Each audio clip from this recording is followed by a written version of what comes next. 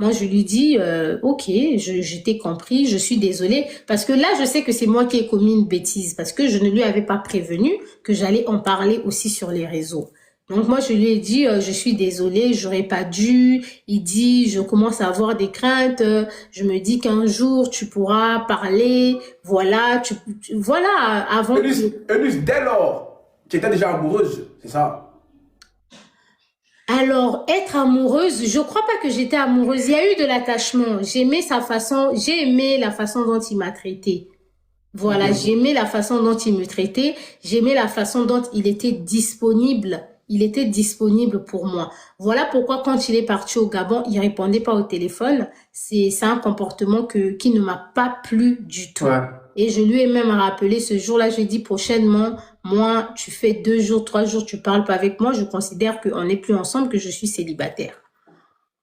Donc ce jour-là, on part avec lui chez Lacoste parce qu'on lui avait offert un truc Lacoste à l'église qui n'était pas à sa taille. Donc on part chez Lacoste changer ça et je choisis un polo Lacoste pour lui et tout. On paye la différence, on paye l'argent et tout, l'argent qu'il fallait ajouter. Et voilà, on rentre. Moi, je rentre au studio. Entre-temps, lui, il traîne un peu parce que je dis, Madame aussi est au studio. Donc moi, je reviens au studio. Et là, en revenant au studio, j'entends Madame dire, mais il est où le prophète? Il est où? Il demande d'après lui. Moi aussi, je rentre, je fais comme si je ne l'ai pas vu, comme si je ne l'entendais même pas parler, étant donné qu'elle me parlait pas au studio. Mhm. Donc je rentre et tout, et après je rentre à la maison et tout. Et entre-temps, j'oublie pas qu'il me dit qu'il y a le mariage du pasteur Marcelo. Donc là, on est en juillet. D'accord. Là, on est en juillet, le pasteur Marcelo doit se marier le 23 et tout, et on s'est vu le 22.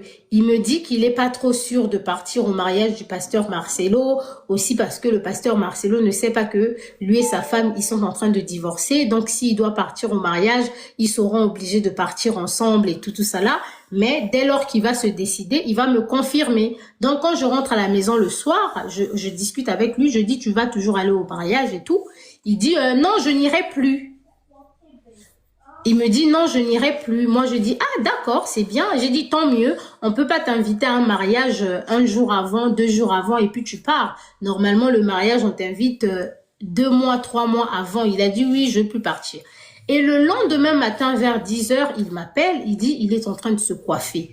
Il était un peu pressé. Il dit ouais, ah j'ai la tête un peu partout et tout. Je suis en train de me faire coiffer. Je me prépare et tout pour aller à Bruxelles. Moi j'ai dit tu vas à Bruxelles, tu vas faire quoi? Il dit non, finalement on part au mariage du pasteur Marcelo.